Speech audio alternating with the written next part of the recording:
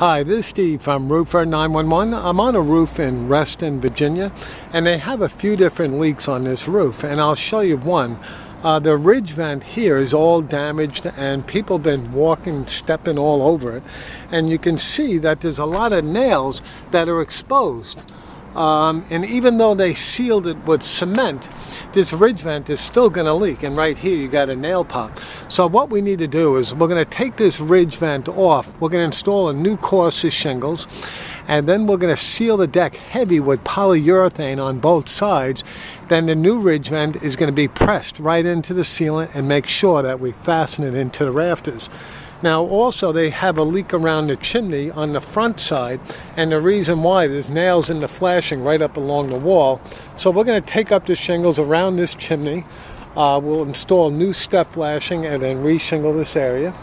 Now this ridge vent here is not leaking, but I would highly recommend to replace this one too because it's all damaged. Now I want to show you something.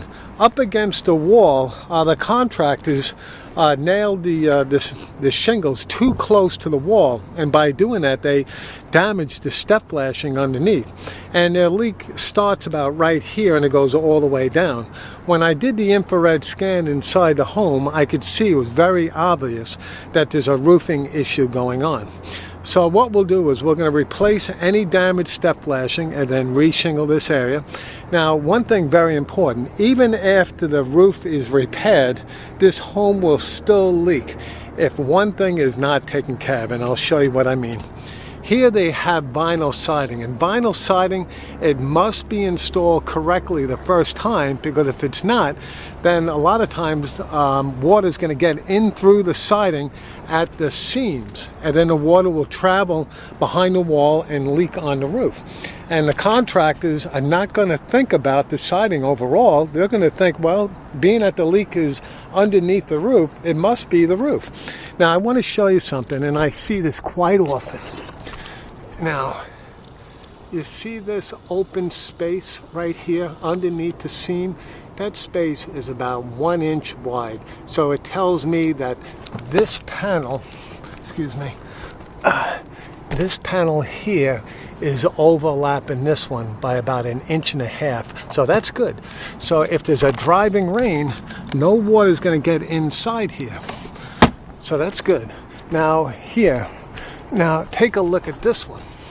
You can see the space is much wider. It's about 2 inches wide. So take a look. When I open it up, there's only about 1/4 inch overlap. So instead of taking all the siding off and redoing everything, what we'll do is we'll pull back the seam, insert polyurethane from top to bottom, and then we'll press it into place. So this way no water gets inside. So I noticed also they have Tyvek installed behind this wall, which is very, very good. But if there's any tears in the Tyvek, when the water's traveling down inside the wall, the water will seep right through the tear and then down underneath the roof.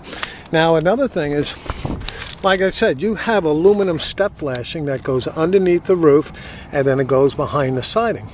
If the Tyvek behind the siding is not overlapping the aluminum, the step flashing, the water will get in behind the step flashing and leak underneath the roof. So it's very important. The Tyvek has to overlap the step flashing instead of going behind. So that's it. My name is Steve, again from Roofer911, and I can be reached at 703-475-2446. Thank you.